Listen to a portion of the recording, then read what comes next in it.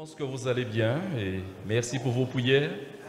C'est le premier culte que je partage avec vous. J'ai une grande joie dans mon cœur de pouvoir prêcher cette parole de Dieu qui est si importante pour nous. Amen. Que Dieu soit glorifié. Je ne peux éviter ce que nous traversons, c'est-à-dire ce début d'année exige de chacun que nous ayons des souhaits les uns pour les autres et c'est réciproque certainement. Vous me souhaitez de bonnes choses? Eh bien, je vais me permettre de vous souhaiter de bonnes choses également. Que toujours l'abondance de Dieu soit dans ton cœur, dans ton corps, dans ta maison, dans ta famille. Soit équipé chaque jour par une dose de paix, de joie de vivre, afin donc d'avoir une existence utile, en témoignage de l'Esprit de Dieu qui est en toi. Bon courage, parce que les défis seront nombreux, mais insuffisants pour te dominer, t'écraser et te détruire. Contrarié par la souffrance dans l'épreuve, certes, l'abondance de Dieu suffira pour te persuader de compter sur lui sans relâche, afin d'être secouru, exaucé et délivré par sa puissante main. Bonne année 2020 à tous, que Dieu nous bénisse. Alléluia. Je vous l'ai dit, je prends du plaisir à être là et j'aimerais ouvrir le Saint-Livre avec vous. Certains se diront, mais il ne pas chercher bien loin, hein? Mais je peux comprendre tout à l'heure. Proverbe chapitre 8, du premier verset jusqu'au verset 36. Ça vous dit quelque chose? Certains se mettent à rire, mais on va essayer de faire sortir quelque chose. Proverbe, le chapitre 8, verset 1er. La sagesse ne crie-t-elle pas? L'intelligence n'élève-t-elle pas sa voix? C'est au sommet des hauteurs, près de la route, c'est à la croisée des chemins qu'elle se place.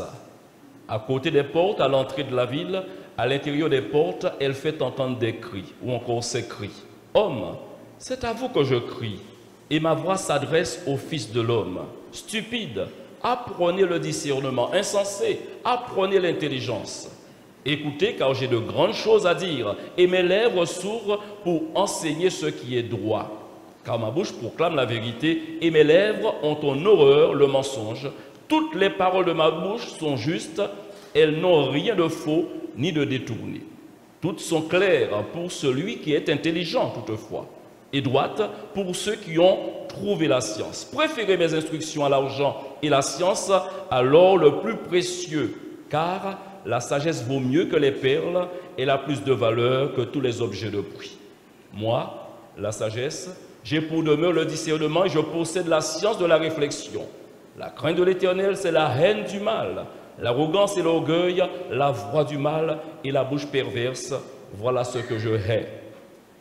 Le conseil et le succès m'appartiennent. Je suis l'intelligence, la force est à moi. Par moi, les rois règnent et les princes ordonnent ce qui est juste. Par moi, gouvernent les chefs, les grands, tous les juges de la terre.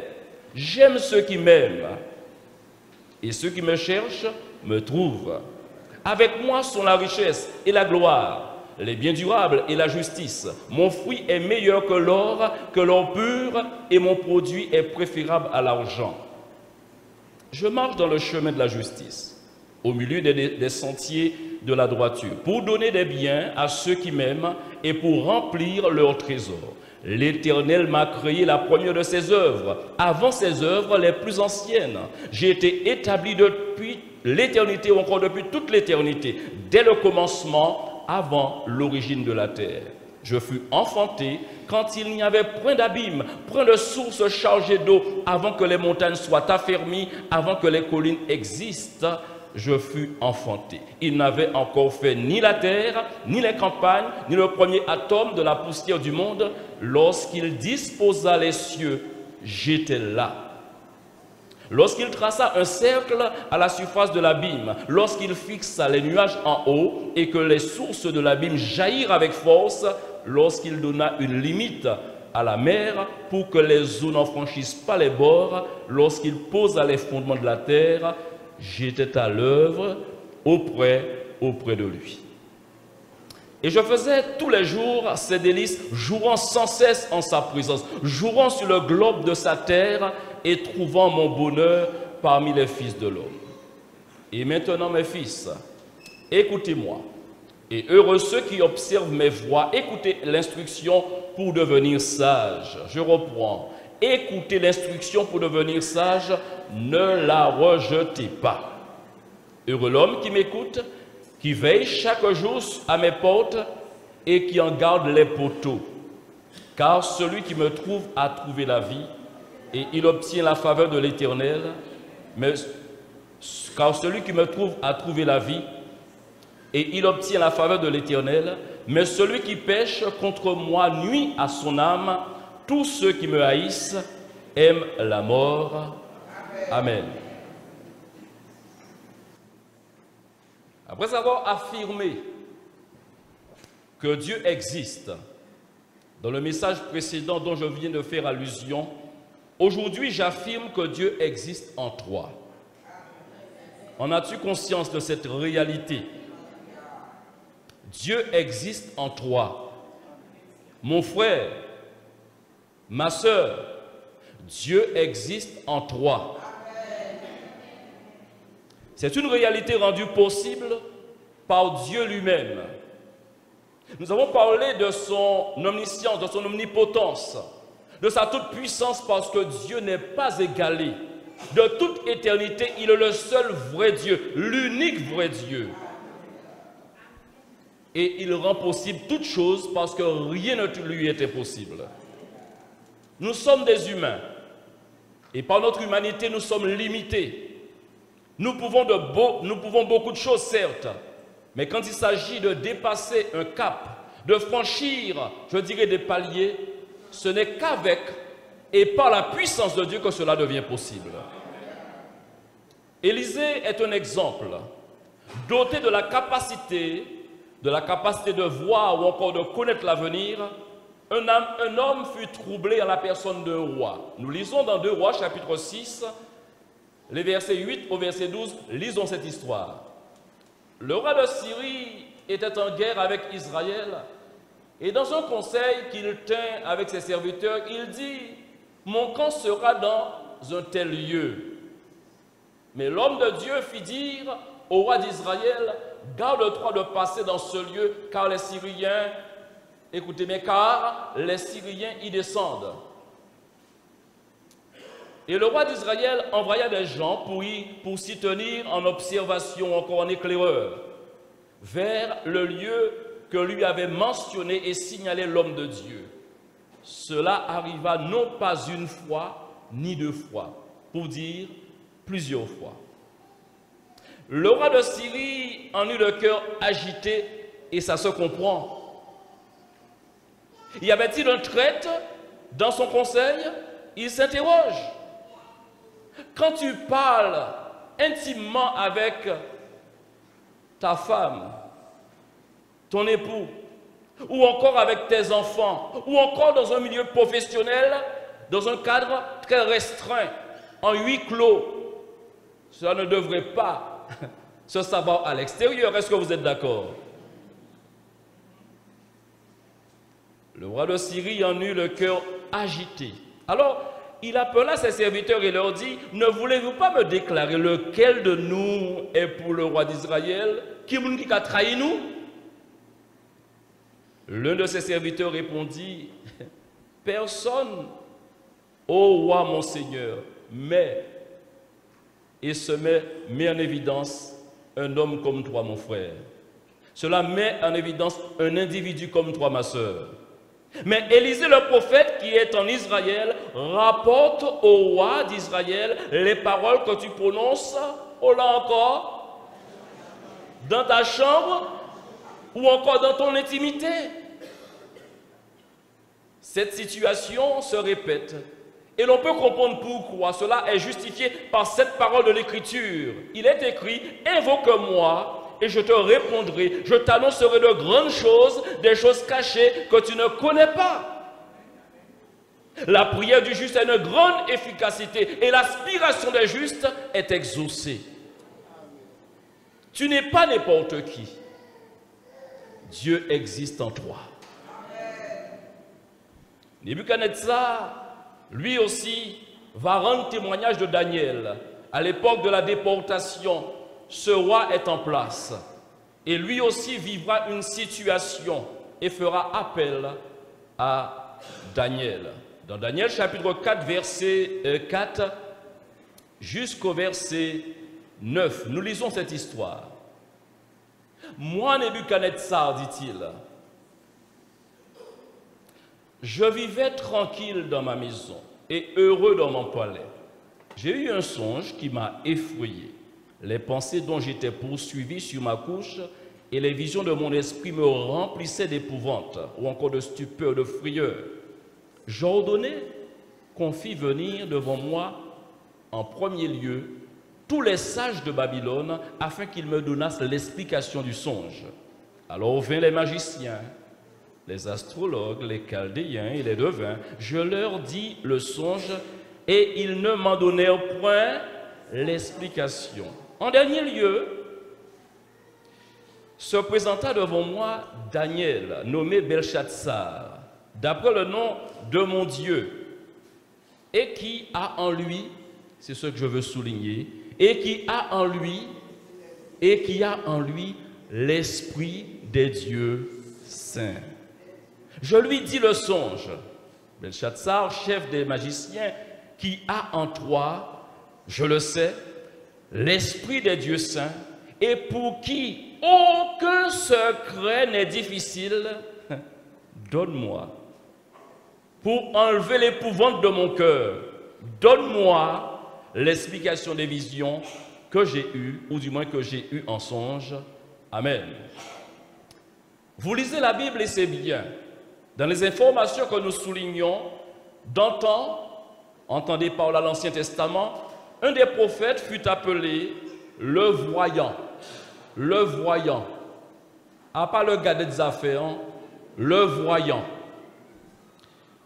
Pourquoi? Parce que les révélations qu'il émanait, qu'il donnait, étaient d'une grande pertinence. Et vous trouvez cette histoire dans 1 Samuel, chapitre 9, verset 9, facile à retenir. Autrefois en Israël, quand on allait consulter Dieu, on disait « Venez et allons au voyant ». Car celui qu'on appelle aujourd'hui le prophète s'appelait autrefois le voyant. Maintenant, soyons clairs sur la chose. Il ne s'agit surtout pas de valider ou d'entendre par mes propos qu'il faille accepter cette idée de consulter les gadets des affaires ou encore les voyants de ce siècle. Ça n'a pas lieu d'être considéré. Dans Deutéronome, pour démontrer cette vérité, Deutéronome chapitre 18, juste un rappel, verset 9 jusqu'au verset 14, juste la lecture, il est écrit « Lorsque tu seras », cette parole étant adressée à Israël, également en prolongement, nous concerne parce que Israël fut et est le peuple de Dieu. Nous également, en tant qu'Église, nous sommes le corps de Christ. Amen. Lorsque tu seras entré dans le pays que l'Éternel ton Dieu te donne, écoutez bien, tu n'apprendras point à imiter les abominations de ces nations-là, qu'on ne trouve chez toi personne, pas même en demi-monde. Et comme ça n'a pas existé, il ne faut pas pour monde de cette catégorie-là. Qu'on ne trouve chez toi personne qui fasse passer son fils ou sa fille par le feu, parce qu'il y avait des sacrifices humains dans le temps. Personne qui exerce le métier de devin, d'astrologue, d'augure, de magicien, d'enchanteur. Personne qui consulte ceux qui évoquent les esprits ou disent la bonne aventure. Je vous ai souhaité la bonne année, vous m'avez souhaité la bonne année aussi, bien qu'à Pagueton, mais vous souhaitez la bonne année. Il y a une préoccupation chez nous que demain aille mieux, que demain soit meilleur qu'aujourd'hui. C'est légitime, notre nature est ainsi faite. Mais surtout, vous et moi qui connaissons l'Éternel et dont son esprit habite nos cœurs, soyons rassurés que ses projets pour nous demeurent des projets de paix et non de malheur. Plus besoin de retourner et d'imiter le monde dans lequel nous sommes. Autrefois, nous étions ténèbres. Aujourd'hui, nous sommes lumière. Habités par la lumière et donnant gloire à la lumière. Alléluia. Je reprends le verset 11. Personne qui consulte ceux qui évoquent les esprits ou disent la bonne aventure, personne qui interroge les morts. Car quiconque fait ces choses est en abomination à l'Éternel. Et c'est à cause de ces abominations que l'Éternel, ton Dieu, va chasser ces nations devant toi. Tu seras entièrement à l'Éternel, ton Dieu, car ces nations que tu chasseras, écoute les astrologues. Chaque matin, horoscope sur horoscope. Et les devins, mais à toi, l'Éternel, ton Dieu, ne te le perd. Il te donne ce qu'il faut. Tu es bien équipé. Tu as mieux que les astrologues. Après la lecture que nous avons faite de Proverbe 8, il apparaît clairement la puissance et l'excellence des révélations faites à Salomon concernant la personne de Christ. Je l'ai expliqué, je ne reviendrai pas sur toute l'explication. Mais vous avez, en écoutant, vous êtes rendu compte certainement qu'il ne s'agissait pas de n'importe qui. J'ai été créé avant que toute chose ne soit créée. Le premier atome, j'étais là. De qui s'agit-il? De Jésus-Christ. Intrigué et impressionné par la renommée de Salomon, la reine de Saba fut un voyage très très long de son pays, donc de l'Arabie, jusqu'à Jérusalem, qui représente environ 1800 km. Et quand on considère qu'il n'y avait pas Concorde, qu'il n'y avait pas Air France, qu'il n'y avait pas Air Caraïbes, et qu'il y avait seulement à d'autres chameaux ou encore par d'autres moyens à pied, l'on peut se représenter l'effort consenti par cette femme, parce qu'elle était intriguée et elle voulait absolument vérifier de ses yeux ce qu'elle entendait. Parce qu'on entend et on continuera à entendre, parce que rien de caché ne restera caché. Est-ce que tu le sais? Dans ce qu'on peut entendre, il y a le bruit de la vérité. Il y a aussi le bruit du mensonge, le bruit de l'invention, de la calomnie. Mais on peut entendre de bonnes choses et de belles choses. Elle entendait. Assez souvent, quand il nous arrive de pouvoir nous détacher des activités professionnelles et que l'on prend du temps pour visiter le pays, ne serait-ce que commencer par la Guadeloupe, parce que connaître ailleurs et ne pas connaître la Guadeloupe, c'est une petite erreur. Bon, de temps en temps, on se fait plaisir, on prend quelques jours de rattrapage, des RTT, ce qu'on appelle ça, c'est ça, hein? Et on prend quelques jours, la 5e semaine de congé. Nous bénissons Dieu dans le pays dans lequel nous sommes, parce que nous avons droit à quelques jours de congé. Ne mettez pas vos gilets, ne parlons pas de cela. Ce que je veux dire, dans le social, nous sommes dans ce monde, mais ne sommes pas du monde. Nous bénéficions de quelques avantages, et béni soit Dieu, parce que nous recherchons le bien du pays en priant pour le pays. Et mardi soir, ce fut un témoignage vivant. Vous avez prié pour le pays. Alléluia. Parce que nous sommes sensibles et conscients qu'en recherchant le bonheur du pays, ça peut impacter sur nous, et ça impacte sur nous. Nous bénéficions de ce bonheur. Alléluia. Et quand nous visitons certains lieux, nous affirmons à certains moments, ça valait le détour. Ça valait le coup. Comme pour dire, on n'a pas perdu son temps.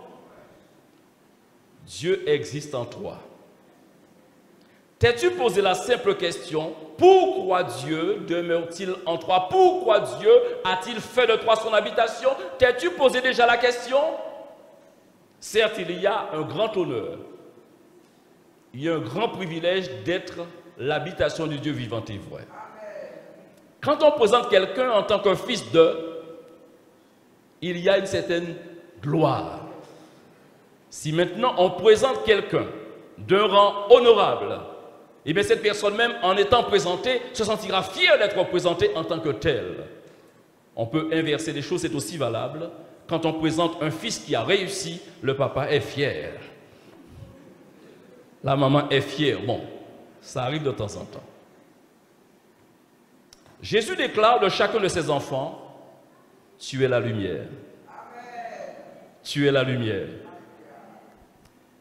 Vous voulez vérifier dans Matthieu 5, verset 14, englobant le pluriel, il dit, vous êtes la lumière du monde, une ville située sur une montagne ne peut être cachée. Cette lumière que tu es, est-elle allumée?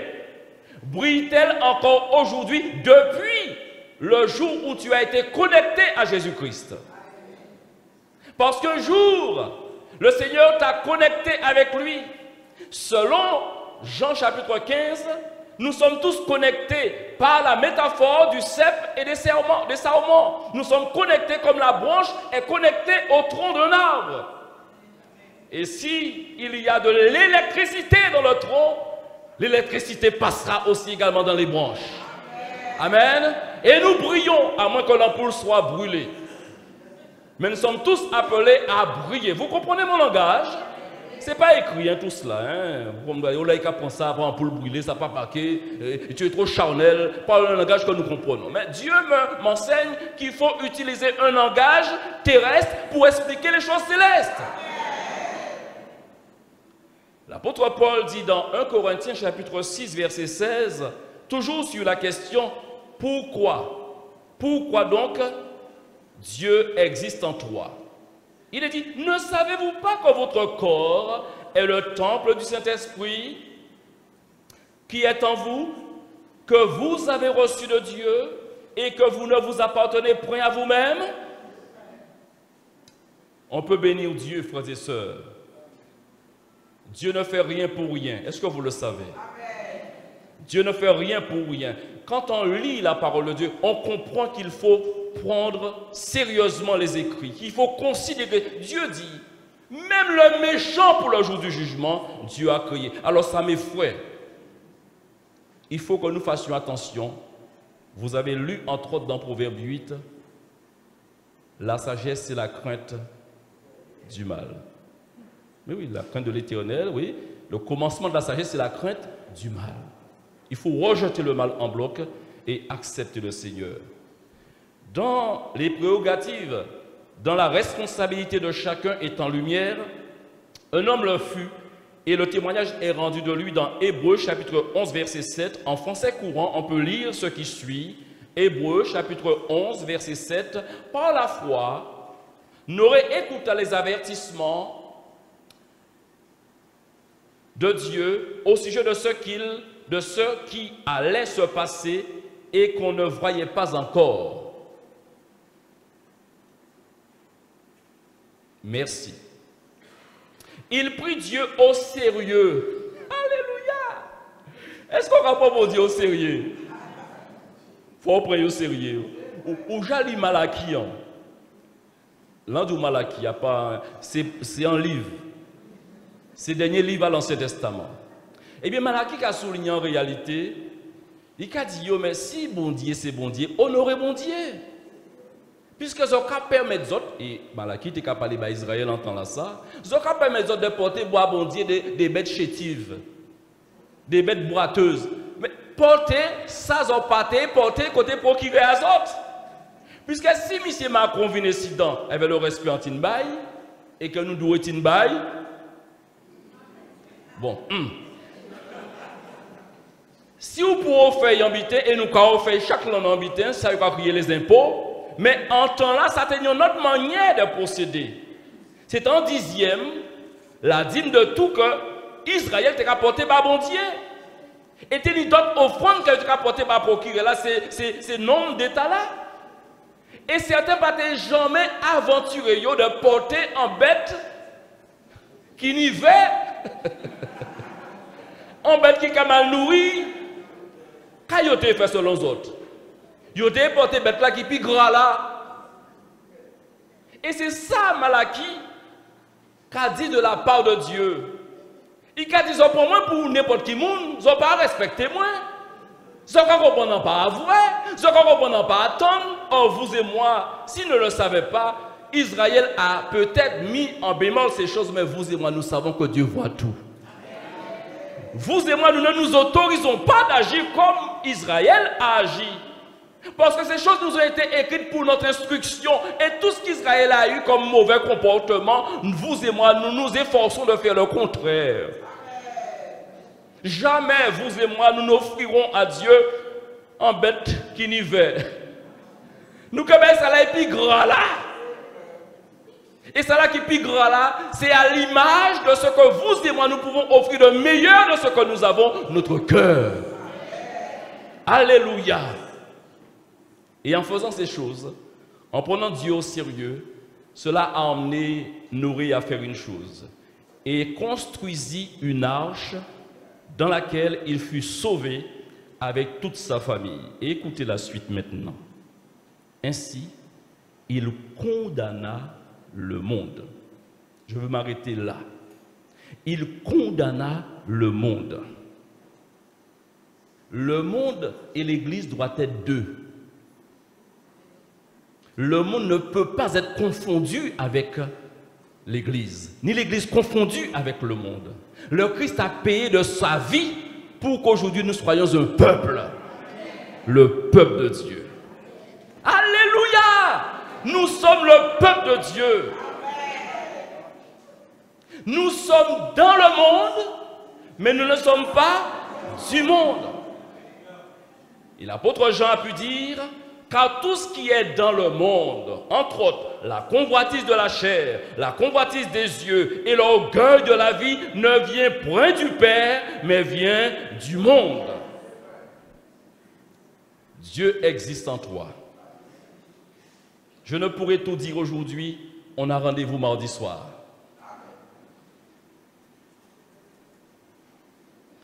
Alléluia. Dieu existe en toi. Tu n'annonces pas seulement un message. Mon frère, tu n'annonces pas seulement un message.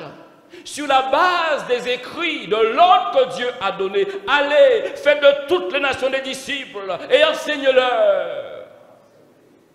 Certains sont partis en courant pour annoncer l'évangile. Et je te précise ce matin, tu n'es pas seulement un message. Tu n'annonces pas seulement un message, mais tu es le message.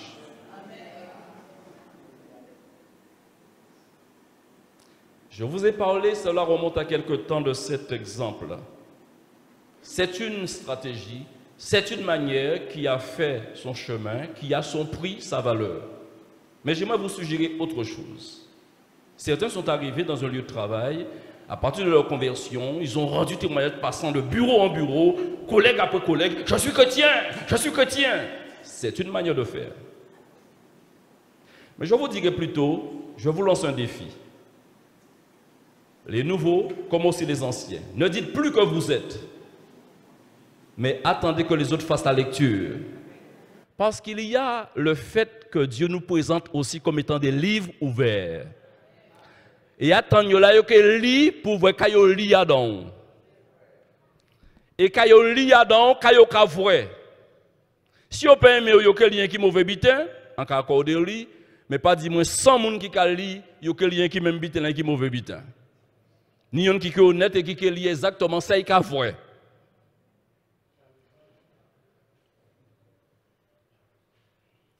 Alléluia. Exprimes-tu la vie? Exprimes-tu la sainteté?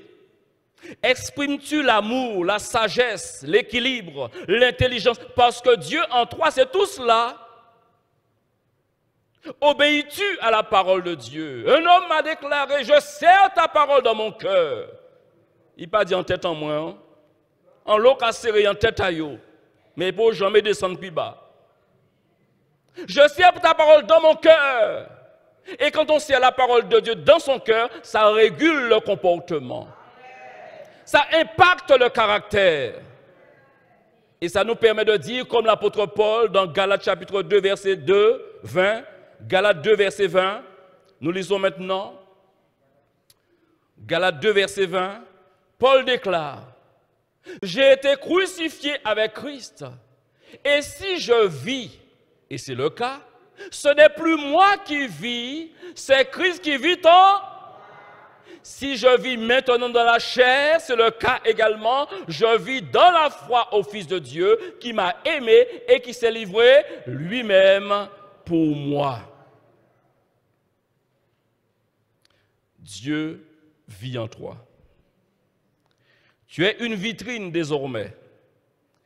Pas besoin de vous faire la démonstration de ce qu'est une vitrine. Quand on regarde dans une vitrine, on ne voit pas la vitre est bien nettoyée, on voit les produits qui sont étalés derrière la vitrine. D'accord?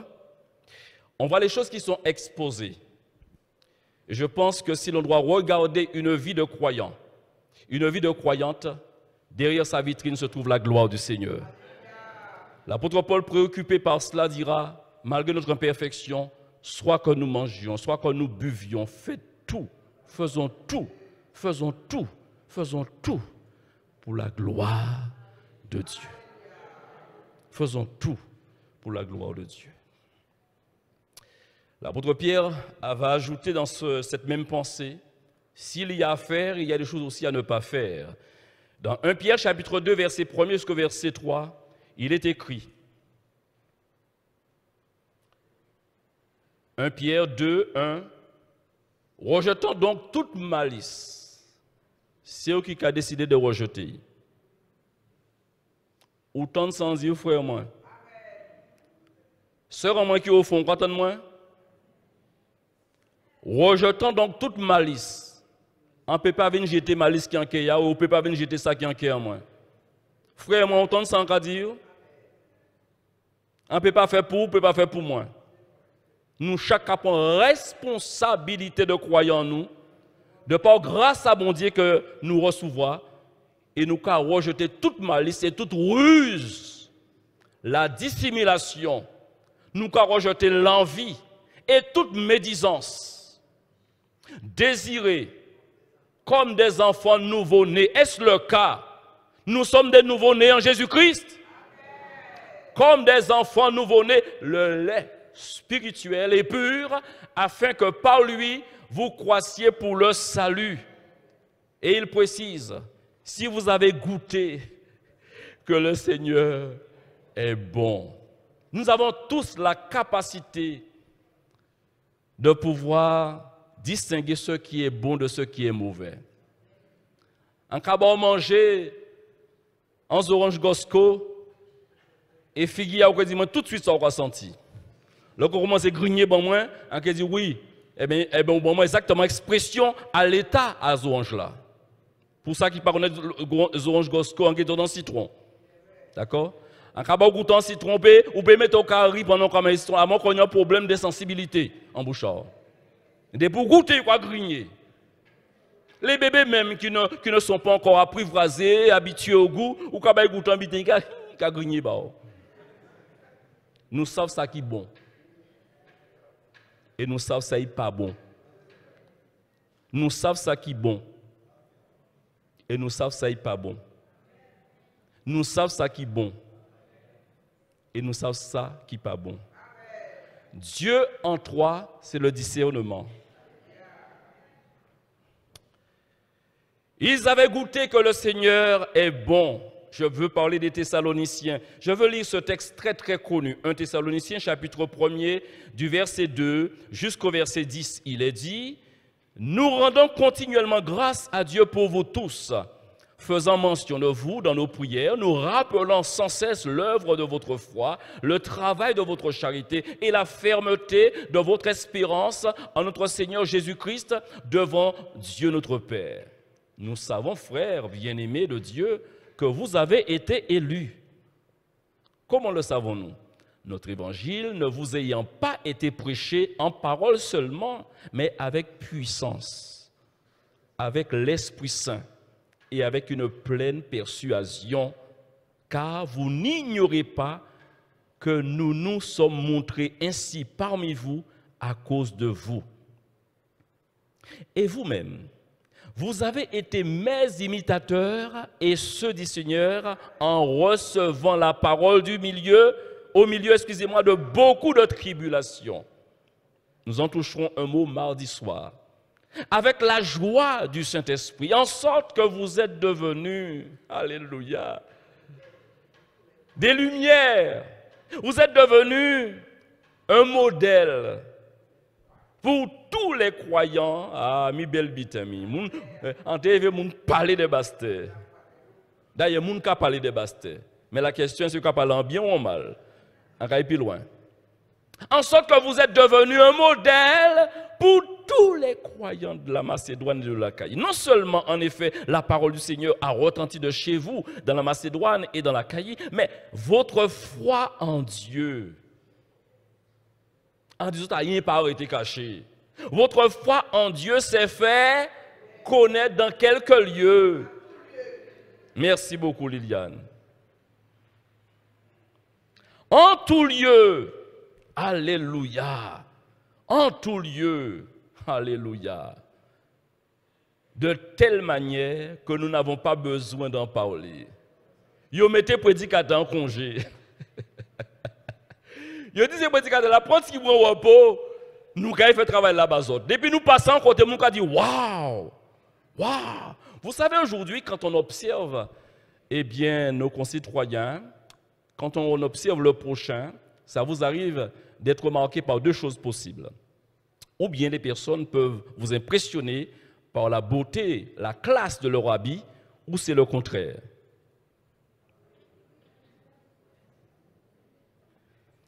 Ou c'est le contraire, il y a très peu de vêtements, et là ça vous choque. Tout dépend des lieux et des circonstances. Je n'en fais pas un procès, je poursuis mon message. Mais parce que nous voyons, on peut être enchanté, comme aussi on peut être très déçu. Est-ce que vous êtes d'accord avec cela?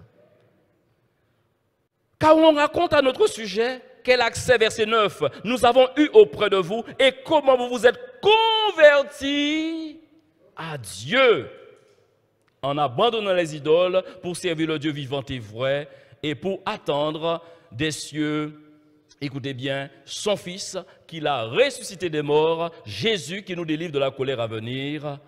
Amen. Je veux tendre et aller vers la conclusion en disant, je veux revenir à cette reine dans sa curiosité, dans sa soif de pouvoir aller elle-même diagnostiquer, faire un état des lieux. Elle veut toucher du doigt ce qu'elle a toujours entendu. 1 Roi chapitre 10, les versets 6 jusqu'au verset 9. Dieu travaille encore, frères et sœurs. Dieu travaille encore. Mais j'aurais souhaité qu'il puisse encore travailler avec nous.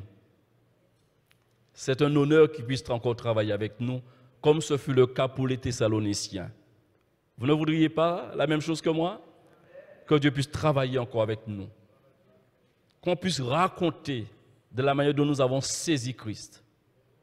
Et de la manière que, malgré les défis, malgré les épreuves, nous avons nous avons pleuré, mais nous avons marché à quatre pattes, nous avons devant quand même. Au nom de Jésus.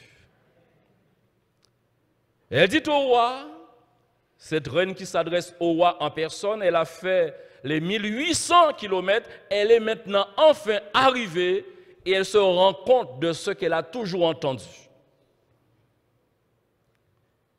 C'est donc vrai ce que j'ai appris dans mon pays au sujet de ta position et de ta sagesse. Je vous ai dit, et les collaborateurs proches le savent, je n'arrête pas de dire cette réalité. Vous savez, on ne peut pas empêcher les oui-dire. Un oui-dire, c'est une réputation, encore quelques témoignages qui circulent à partir de ta personne et qui arrivent aux oreilles de quelqu'un d'autre.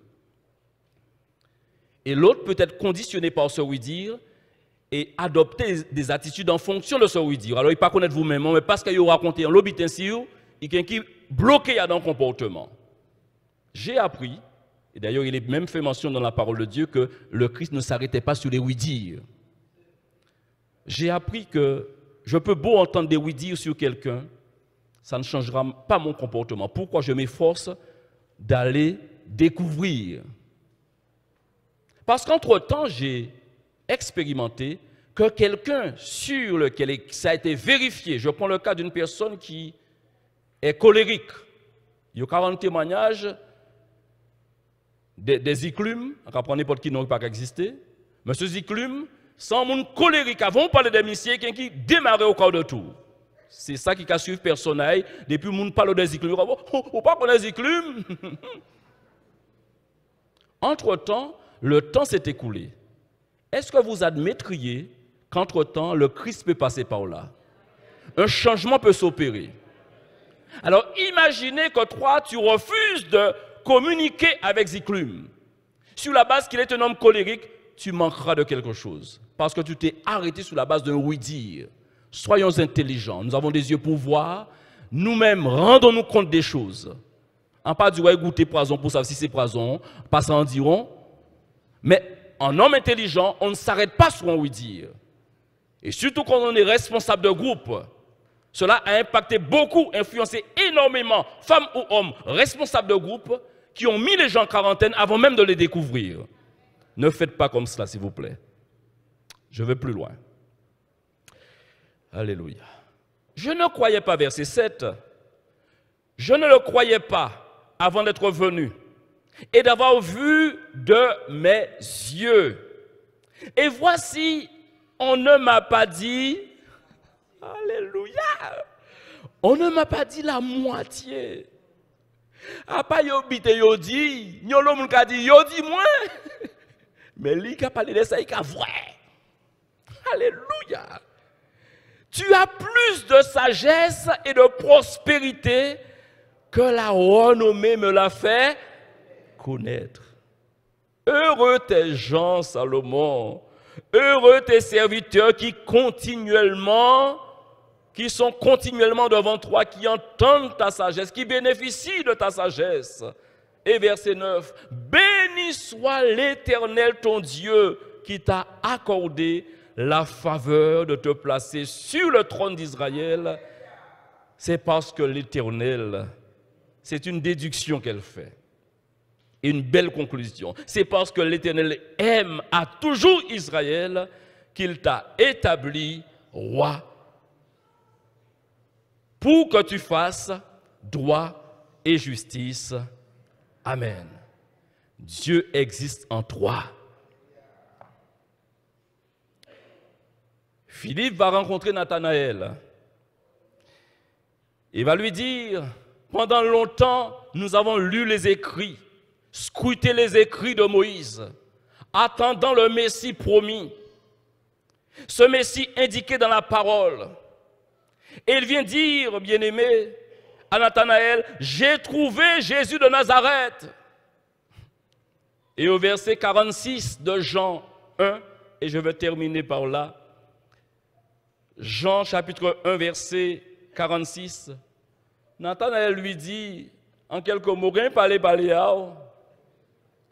peut-il venir de Nazareth quelque chose de bon? Philippe n'avait pas sur ces quelques paroles, parce qu'il faut dire que Nathanaël disait vrai. À Nazareth, il y avait donc quand même une ambiance. Je n'ai pas le temps de développer avec vous.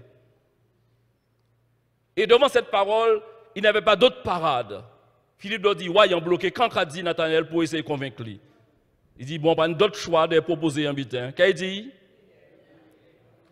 Venez et voyez vous-même. Viens et vois. On peut se lever ensemble, frères et sœurs.